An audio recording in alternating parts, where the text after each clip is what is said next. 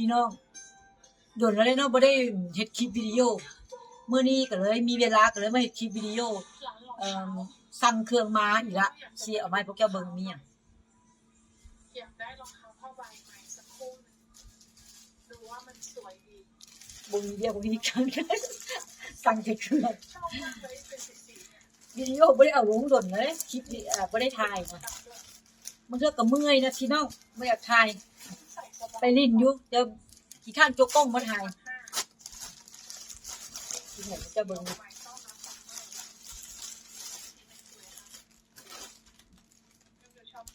ต้องปวดกะมันก็เอาออกหมดบ่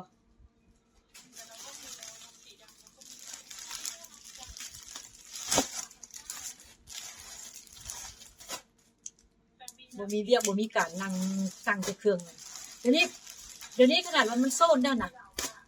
ข่อยก็ยังขี้ข้านนั่นอันออกไปเลาะเพราะเป็นหยังสั่งในนี่สบายใจเนี่ยพี่น้องใส่เบิ่งเด้อเดี๋ยวสั่งเบ่ทั้งมื้อจักตัว1 2 3 4 5 6 7 8ตัวเสื้อนี่8ตัวคลิปปักผม9 10 11 12นี่มีอีกอันนี้อีกอันนึง13มีหยังนี่เอาเบิ่งอันนี้ก่อนเนาะมีหยังมีหยังว่าอันนี้คือว่าปิดดีเอาแท้ๆไม่แม่นอีสัง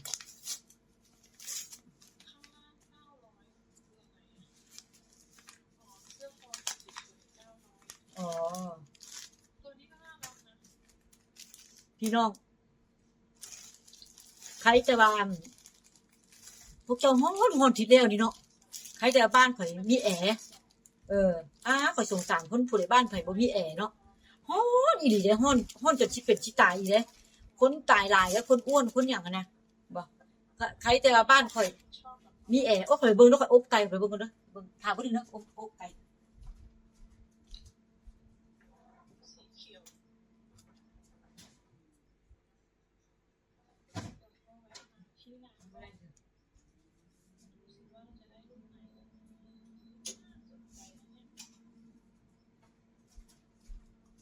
เอา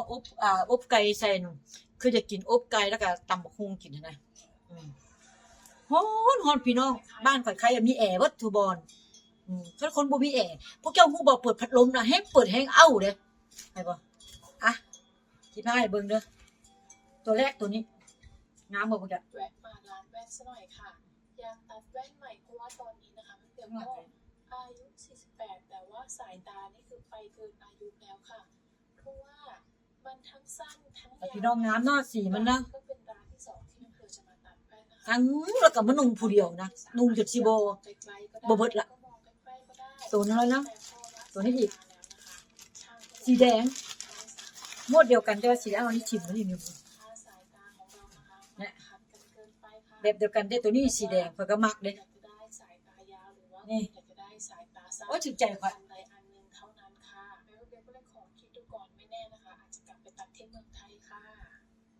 นั่นล่ะตัวที่3นี่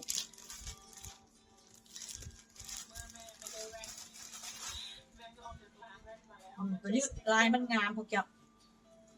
แต่ก่อนมันแพงมากค่ะเบิ่งให้งามๆเด้อโอ้งามแต่ก่อนมันแพงมาก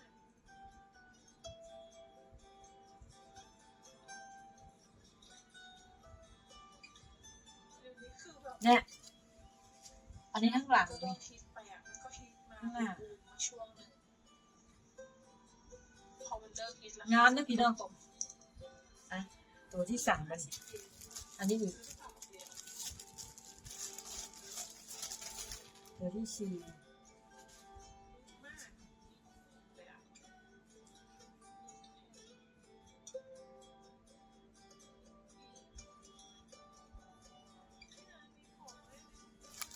อันนี้อีกสีแดงตั้งเครื่องชุดนี้มามีแต่ตัวงามๆพี่น้อง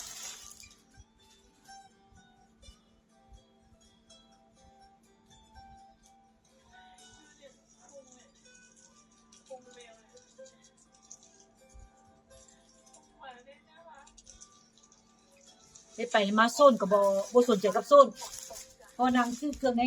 อินเทอร์เน็ตสบายใจมันบ่แม่นมันอากาศร้อนน่ะใครสิไปย่างเลาะร้อนอยู่บ้านข่อยมันมีแอร์เย็นของข่อย จะต้องซื้อแบบขนมไปฝากลูกไม่รู้ว่ามีใครเป็นเหมือนแม่คนเดียวไหมคือแบบว่าชอบซื้อขนมไปฝากลูก งามหลาย เวลาเขาเลิกเรียนมาเขาก็จะแบบว่าขอกิน มีแต่ตัวงามๆพี่น้องสั่งเครื่องสุดนี่มีแต่ตัวงามๆมั้ยอันนี้ก็สีขาว อยากกินปาร์ตี้บ้านเราต้องปาร์ตี้หวาน งามงามงาม ๆที่เป็นชอบ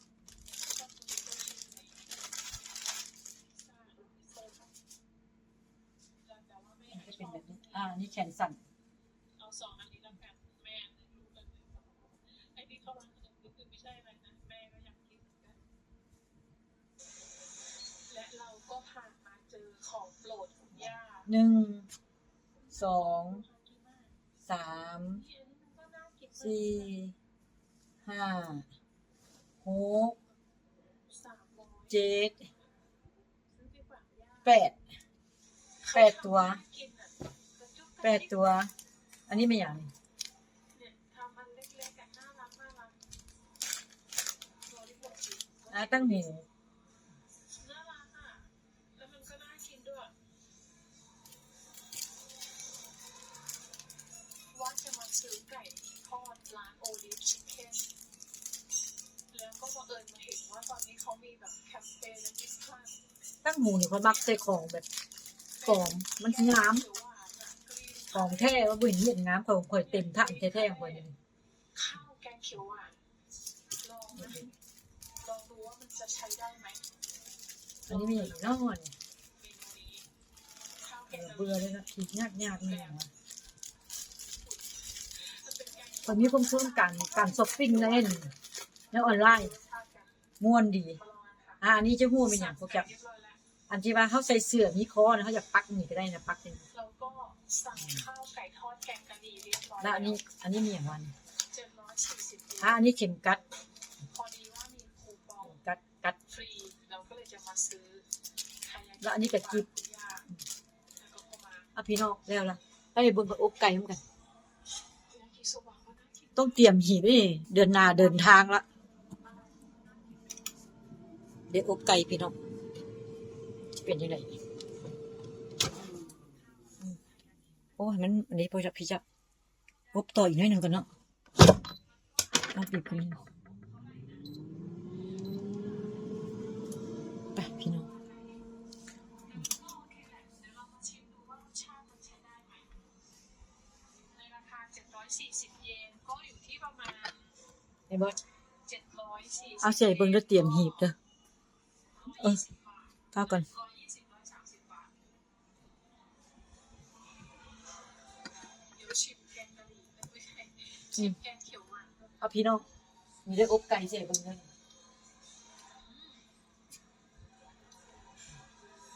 มันไม่มีไก่เลย อบไก่ มันมี งานสวยสามพี่น้อง ที่ล่างถวยล่างซ้ำขึ้นก่อนพวกเจ้าฮู้บ่มีจะออกไปเที่ยวผมไม่ได้เที่ยวเมืองทัศน์บูรณ์แล้วก็ไปเที่ยวเมืองเยอรมันไปแบกลั่งแบกเลิ่งพุ่นน่ะไปประเภทไก่บูมีเวียกบริการขี่รถไปซอกหากินของแซ่บๆอ้วนขึ้นบ่